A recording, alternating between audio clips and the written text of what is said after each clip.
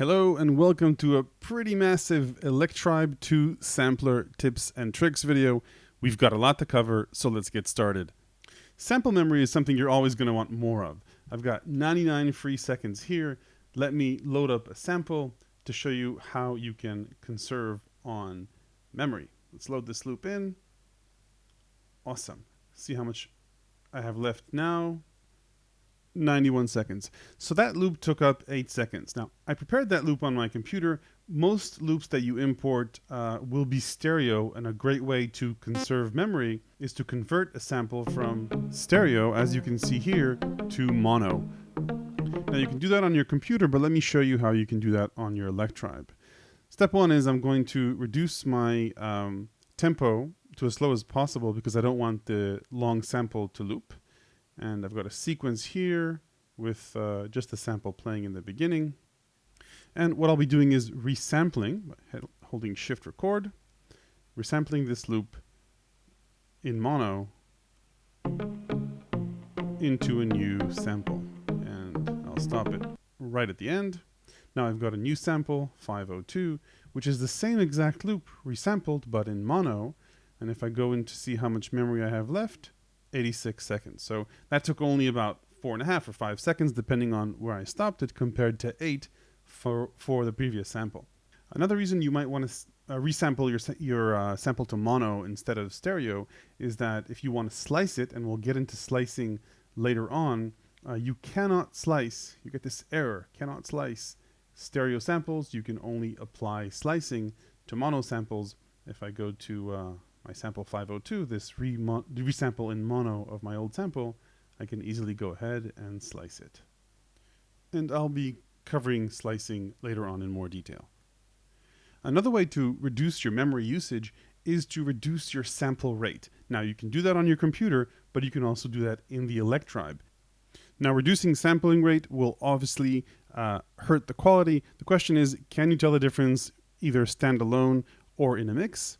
Let's try it and see for yourself. So the easiest way to reduce sample rate in the Electribe is to increase the pitch, not of your voice, but of the sample, to 48. 48 is exactly 1 octave up, and then resample that. But when we play it back an octave lower.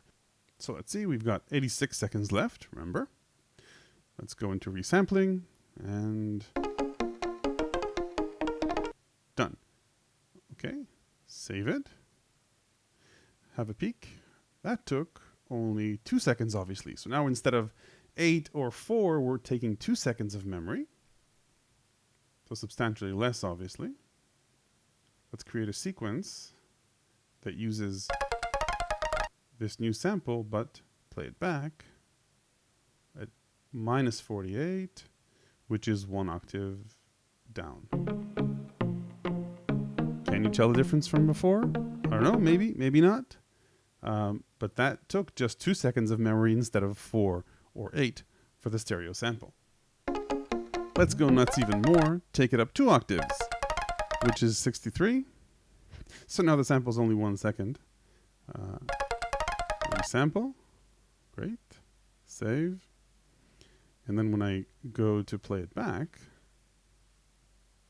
my new sample, I'll play it down 2 octaves. Again, of course, there's a quality deterioration, but if you wanted to take it to the extreme, you could. Okay, next tip is how to create new sounds by resampling multiple oscillators or multiple sounds together. This is a really nice one. In the past, I created an app that lets you immediately play multiple oscillators on your Electribe or Electribe sampler. So go check out that video if you want. But with the Electribe sampler, you can have the same effect without an external app. So what I did was take the drum hit and put it on part 1, and then this other sample on part 2. Let me just fine tune that. So the effect is, by having a sequence with one sample playing on part 1 and the other playing on part 2, is that they're playing together and effectively creating a new sound. With the attack of the drum hit and the decay of the second sample, and I can resample that loop and effectively create a new sound standalone. And here's how it sounds on part 3. Here we go. There we go. So effectively, now the two sounds are combined. I don't need the original two sequences anymore, and I've created a new type of sound. Now this is a great trick for saving on voices, for example, saving on voice stealing because of effects. So I can sample effects and then not apply those effects anymore to save a load on CPU time. One more cool thing you can do is actually create sounds using the synth engines as well, and create the effect of a multiple oscillator synthesizer, even though the Electribe sampler is a little bit limited in that respect. So what I've done here is create two tracks, two parts, with the same sawtooth synth on each one of them, right? And there's no point in doing that, obviously, if they sound exactly the same, but I can go ahead and detune one of them a little bit. And then when they're played together, it sounds like a multiple oscillator synth. Now I can go ahead and sample that or resample that into a standalone sample. And done. And now this is a new multiple oscillator sample which can be played really nicely across multiple octaves. Let me select it. So this is my sample.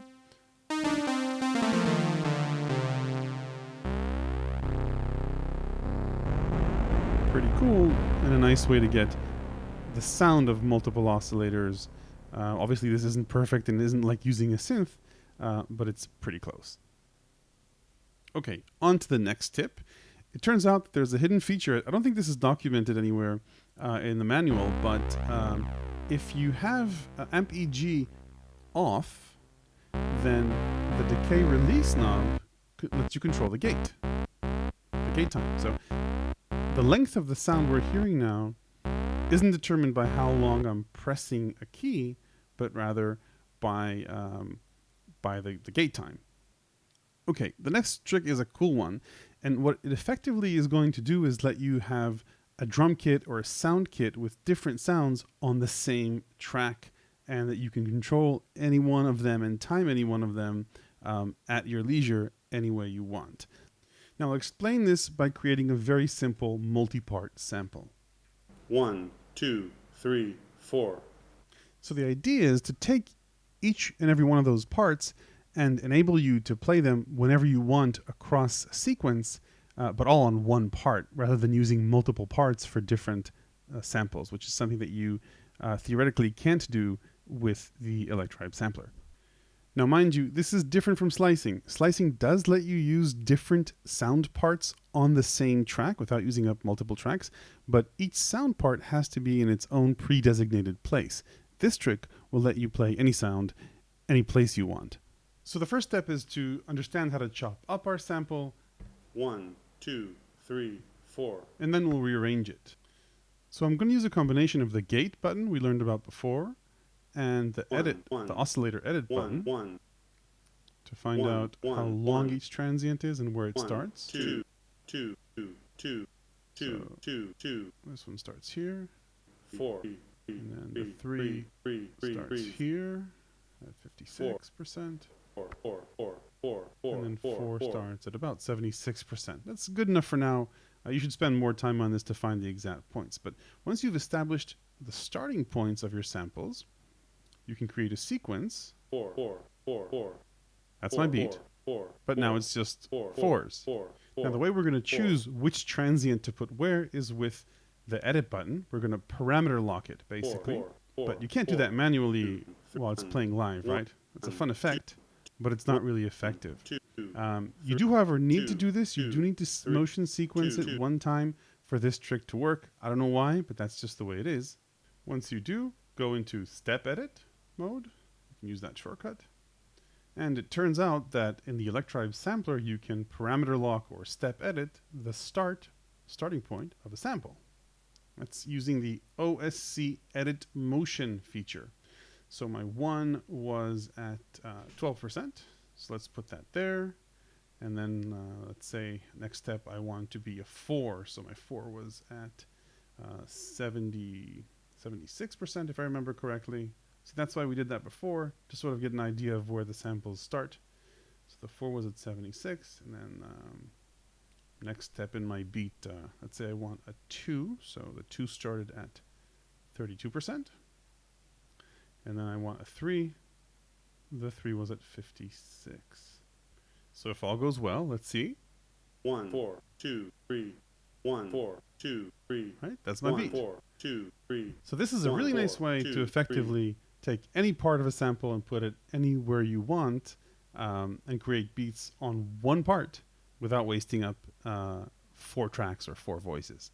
By the way, if you want a lot of these, go into the menu and look for motion sequence and move it from smooth to trigger hold. That will make the transitions a bit faster and quicker if you have multiple slices close to one another. So let's talk a bit about slices. Whenever you scroll through the samples and see one like this that has a dash and additional numbers next to it, that's a sliced up sample. Use Shift and Sample to quickly scroll through the samples without going through the individual slices. So let's take one sample or loop for example. I'll use this one. Yep. So these are the individual parts of this beat, the individual slices of the loop.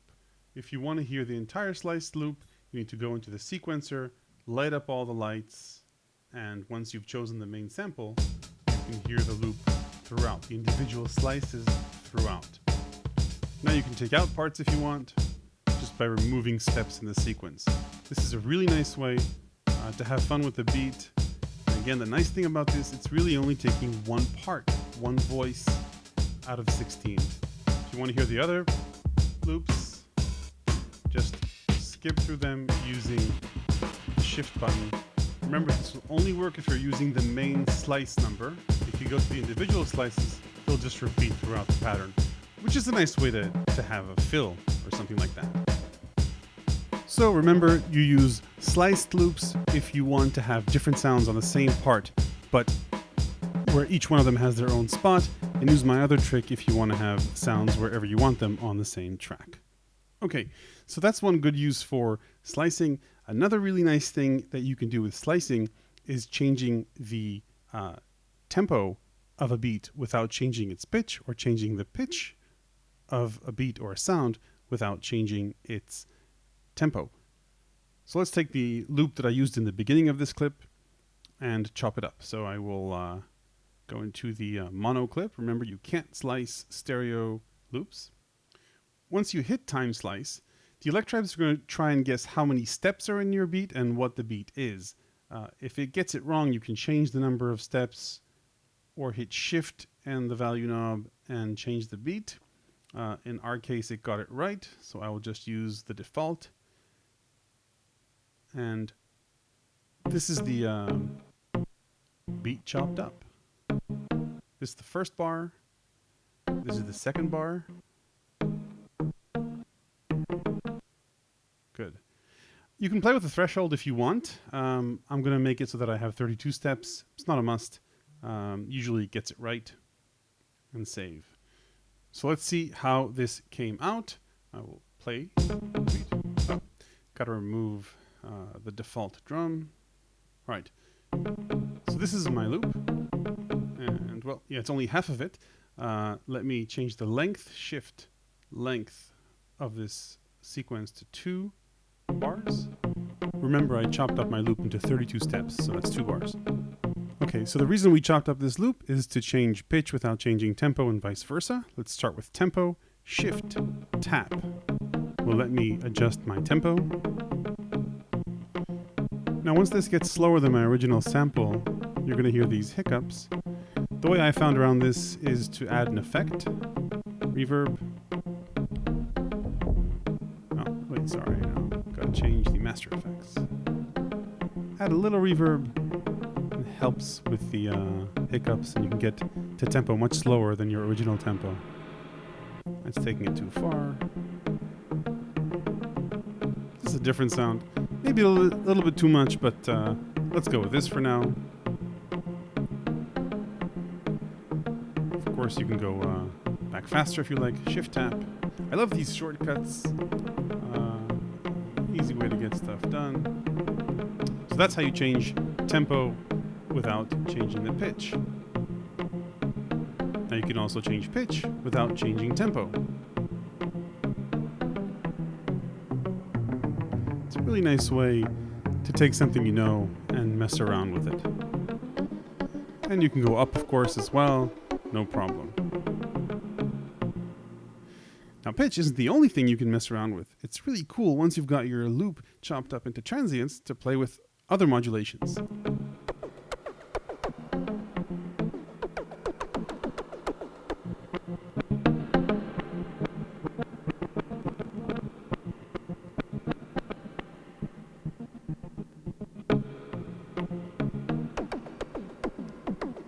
I could play with this for quite some time, but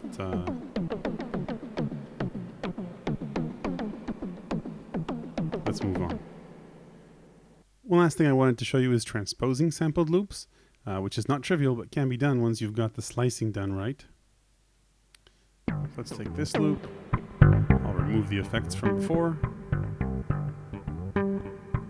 So each pitch number represents a note ultimately, each pitch change number. You can literally jam live with this. I love it how the live pitch changes sound like an intended glide. Next trick. If you want to finger drum the individual parts of your sliced loop, go to Step Edit. Shift combination always works best. And there is your finger drumming mode.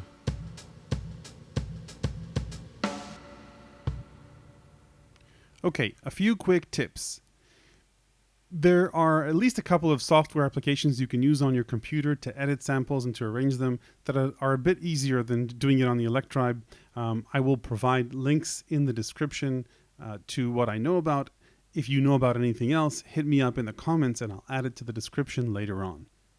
Next tip, use multiple SD cards for different projects. If you're running out of sample space, just get another card. They're pretty cheap these days. Storage doesn't take up too much, so you don't need big ones, and just swap the cards. Before I move on, a request, hit like and subscribe if you're liking this. If you got this far, there must be something about this, and that keeps more of these clips coming. Okay, let's move on. Play stuff in reverse. So remember this sound we created before? Any sample you get your hands on, try playing it backwards. It just sounds cool and different, and you'll discover interesting stuff. Next tip is if you want to take the edge off the beginning of a sound, just nudge it a bit forward. Next quick tip, pitch super low. You'll discover sounds you never knew you had.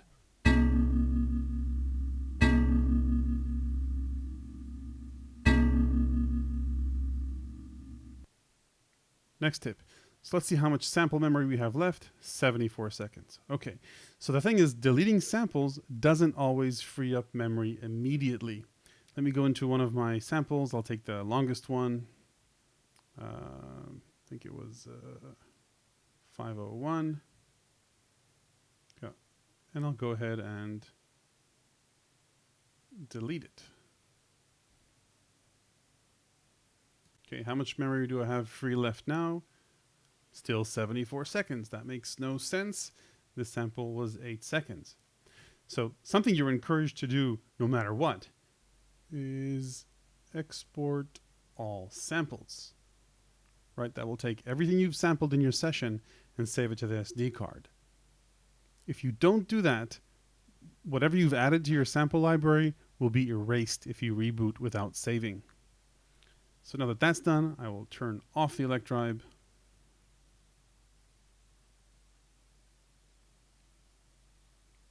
Power it back on.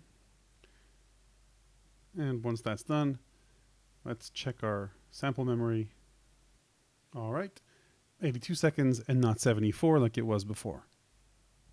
Final tip is, and you may have noticed this throughout the video, there's been an FM radio here.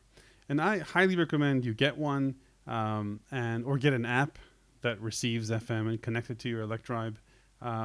There's always something cool being broadcast. It's great for inspiration. Just sample something and play with it, and you'll have a lot of fun with your Electribe. So where do you go from here? There are at least 2 other clips on this channel I recommend you watch. The one about Electribe sound design and the 20 advanced tips and tricks for the quote-unquote regular Electribe. They all apply here too. So that's it. Thanks for watching. Hit like if you like this. That's what makes more clips like this keep coming. Hit subscribe if you want to see them come, and hit the notification bell if you want to know about it first. Thanks very much for watching.